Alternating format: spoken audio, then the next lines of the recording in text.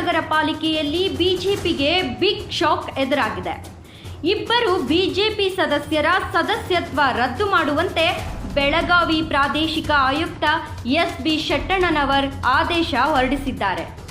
BJP ಶಾಸಕ ಅಭಯ್ ಪಾಟೀಲ್ ಆಪ್ತ ಸದಸ್ಯರ ಸದಸ್ಯತ್ವ ರದ್ದಾಗಿದ್ದು ಶಾಸಕರಿಗೆ ಮುಜುಗರಕ್ಕೀಡು ಮಾಡಿದೆ.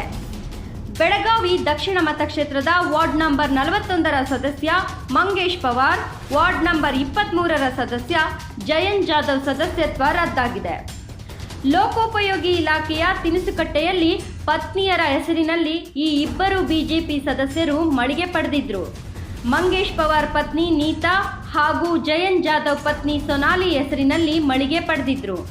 ತಮ್ಮ ಅಧಿಕಾರ ಪ್ರಭಾವ ಬೀರಿ ಪತ್ನಿಯರ ಹೆಸರಿನಲ್ಲಿ ಮಳಿಗೆ ಪಡೆದಿದ್ದಾರೆಂದು ಸುಜಿತ್ ಮುಳಗುಂದ ದೂರು ನೀಡಿದ್ರು.